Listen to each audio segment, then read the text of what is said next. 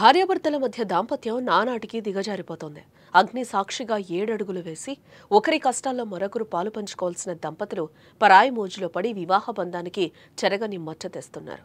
భర్తొద్దు ప్రియుడే ముద్దు అన్నట్లు భార్య అదే పద్ధతిలో భర్త ఇలా క్షణిక ఆనందం కోసం బంగారం లాంటి భవిష్యత్తును బుగ్గిపాలు చేసుకుంటున్నారు. అచ్చం అలాంటి ఘటన ఏపీలో కూడా చోటు చేసుకుంది.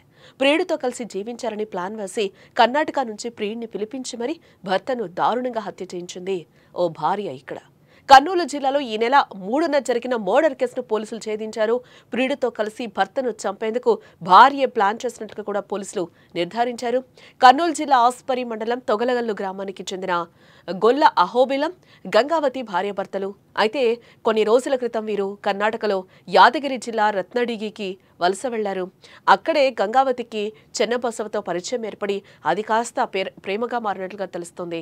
ఇరువురు ఒకరిని విడిచి మరొకరు ఉండలేనంతగా ప్రేమగా మారింది.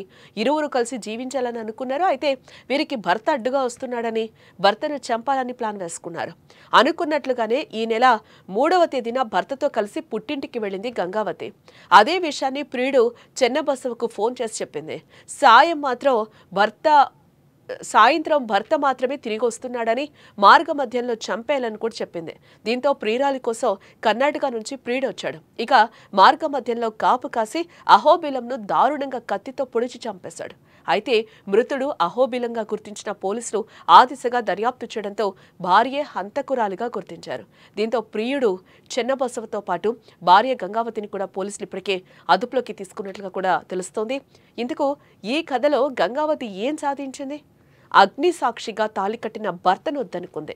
ప్రియుడితో కలిసి జీవించేందుకు ప్లాన్ వేసి మరీ భర్తను చంపేసింది. భార్య మాటలు నమ్మిన పాపానికి భర్త బలయ్యాడు. గంగావతితో కలిసి సంతోషంగా ఉందామనుకున్న చెన్నబసవ జైల్లో ఊచలు లెక్కబెడుతున్నాడు. సమాజంతో పాటు కుటుంబ సభ్యుల ముందు గంగావతి తలదించుకోవాల్సిన పరిస్థితి వచ్చింది. చూశారు కదా, పరాయి మోజు క్షణికానందం ఎంత పనిచేసిందో, ఎన్ని కుటుంబాల్లో చీకటి రాత్రులు మిగిల్చిందో. ఈ వీడియోపై మీ అభిప్రాయాన్ని కామెంట్స్ రూపంలో తెలియచేయండి. మర్డర్ కేసులో ముద్దాయిలను ఈరోజు అరెస్ట్ చేయడం జరిగింది.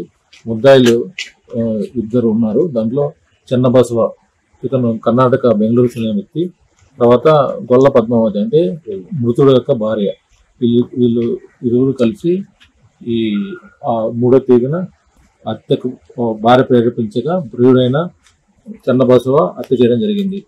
ఈ హత్యకు ఉపయోగించిన బాకును, తర్వాత ఈ నేరం చేయడానికి వాడిన మోటార్ సైకిల్ను మా సిబ్బందితో ఈ రోజున సీజర్ ద్వారా అరెస్ట్ చేసి ప్రెస్ మీద ప్రొడ్యూస్ చేయండి.